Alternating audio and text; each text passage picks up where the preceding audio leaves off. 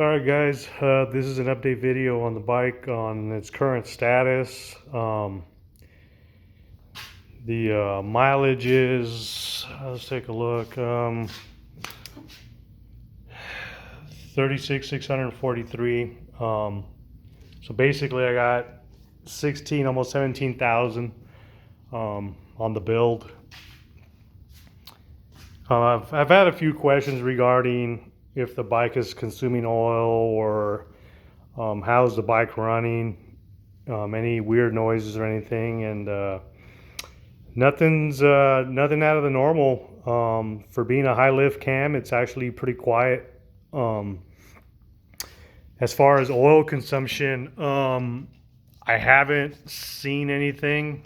I don't know if you could see this, but I tend to run my oil about halfway down the stick.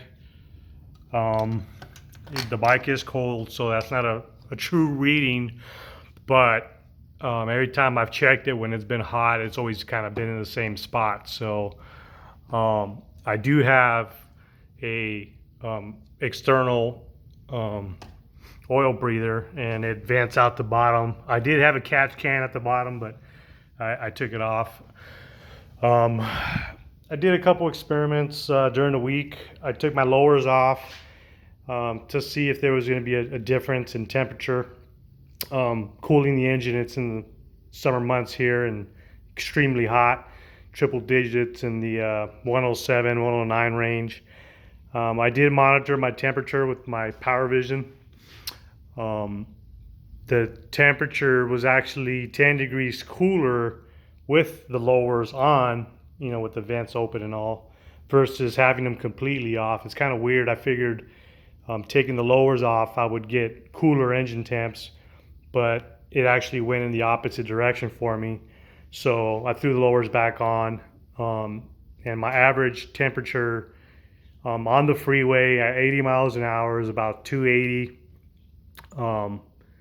Without the lowers, the temperature was about 300 degrees or so, 290s, 300, running it, semi hard.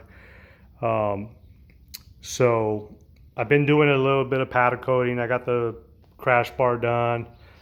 I got the docking hardware powder coated black. I'm trying to get the light bar in the back. I'm just trying to get everything done. Did the console. Just trying to get little items. Currently, the bike has a 32 tooth twin power solid comp in it. We did that.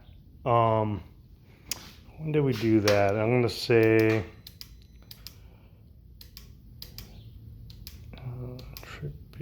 yeah, about 2,000 miles ago we did the 32 solid comp sprocket in there with the mechanical or the manual tensioner that twin power provides.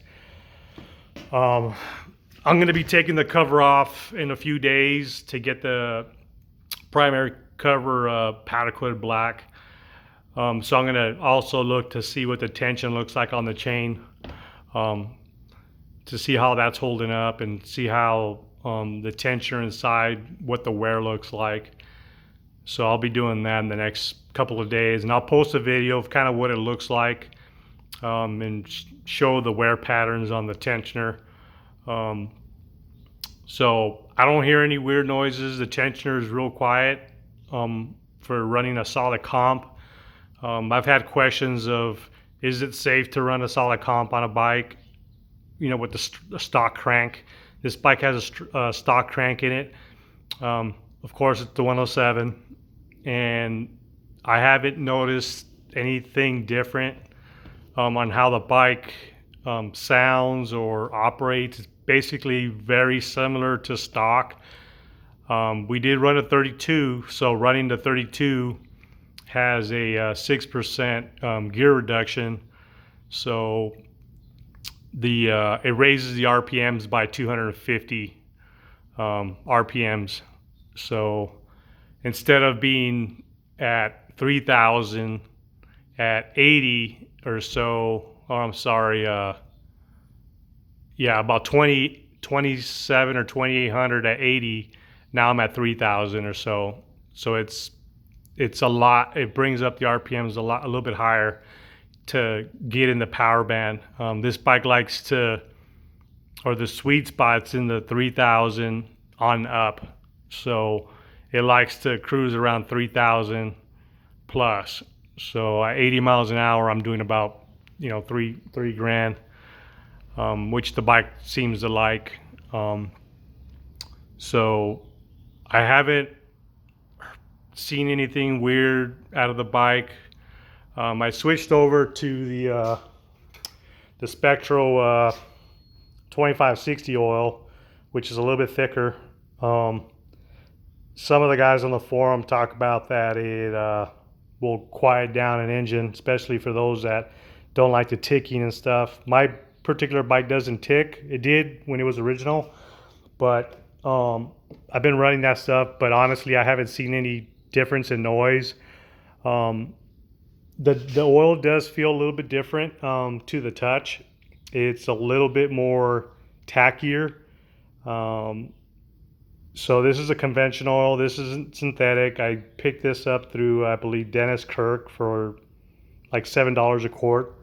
So I got 1,200 miles on it since the last oil change. I do my oil changes, like I said, at 3,000 just because it's so hot, and conventional oil doesn't do as good as synthetic in the heat and stuff like that. I'm gonna pull the rear plug to see how it's doing. Some people have questions, regarding the reliability of the engine, if it's worth doing the mod and stuff like that. And I can't complain. I haven't had any issues. I don't know if I'm lucky or we did a good job putting stuff back together. I'm not sure. I have no leaks. So everything's been holding up pretty good, pretty strong. There you go. So this is about 3,000 miles on the plug. So the plug is pretty clean. Yeah,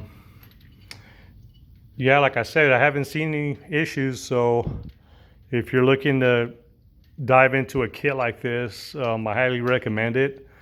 Fuel Moto does a pretty good job at putting the package together with the cam heads and all that stuff. One of the things that I talked to with Fuel Moto a few weeks ago was I normally put anti-seize back on these when I put these back in, but when I spoke to Fuel Moto, they said to replace the lifters at 20,000 miles on the build. So come winter, I'm only a few thousand miles away, which will generally take me about a month or so to put that kind of miles on the bike. So we're gonna go ahead and tear into it a little bit to do the lifters, and then I'll be able to further inspect the adjustable push rods and check to see if there's any kind of wear on any of the internals. So what else? The tires have been holding up pretty good. Like I said, I'm rocking the Michelin Commander 2s. I haven't seen anything as far as wear. I don't know if you can see my chicken strips all the way in the end, but like I said, I'm really hard on these tires, so they've been holding up pretty good. So I highly recommend them. I will be ordering another set when the season is kind of up.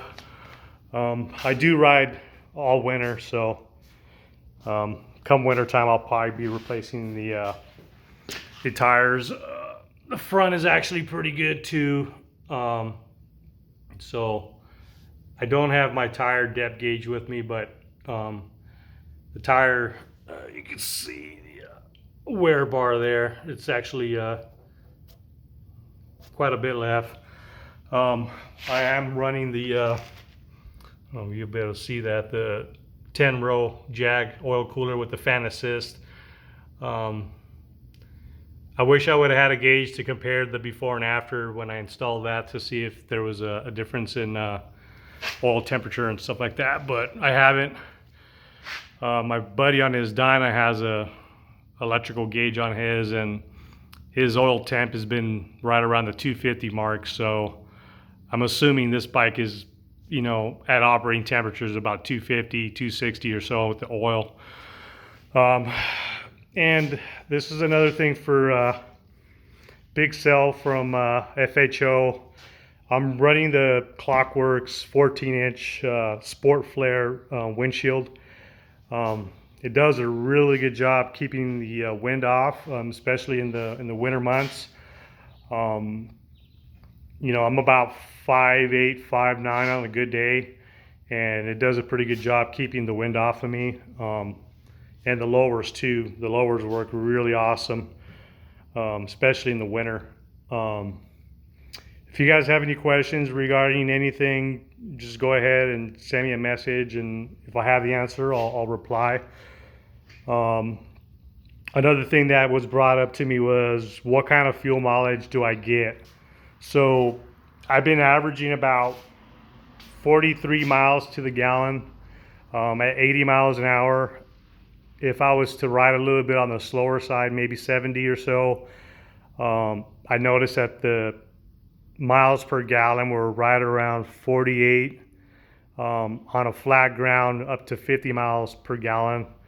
I average about 170, 180 miles out of a tank before I fill up. I'm a little bit on the scared side, so once I hit that quarter, I just go ahead and top off because of the stretches in between my commute. There's no gas station, so once it gets down to that quarter, I just go ahead and top back off, and usually at that, I'm at about 170, and I still usually have another 35 or so miles before empty, but the bike's been doing pretty good as far as fuel economy, as long as I stay out of the gas. And the worst fuel mileage that I've gotten, you know, doing 90 plus, is about 36 miles to the gallon. So, you know, you gotta take that into account, depending on how hard you are on the gas. So, like I said, no issues, no oil consumption, no weird noises. So within, I think by December, give or take, we'll be tearing into it again, and I'll post a video on how the lifters look and if there's any wear on the push rods. I've heard of stories of people having weird issues with their push rods and stuff, because this one has S&S time saver push rods in it. So, but I haven't heard any weird noises come out of the engine, so I think everything's fine. I did adjust those push rods to I believe it was like four turns out with these alpha lifters, and I haven't heard any ticking or any weird noises and stuff like that. So I'll go ahead and fire the bike up, and we'll see what it sounds like. Cold start.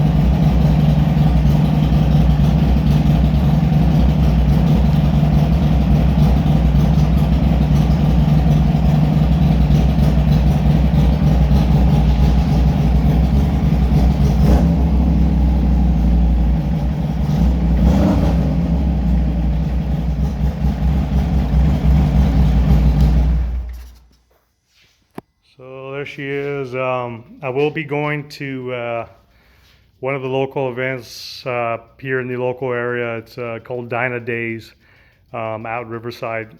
I will be out there checking the event out, and also we have another event in Kernville. I believe it's called the Kernville Camp Out. The first weekend of October, I believe. So we'll be heading out there also.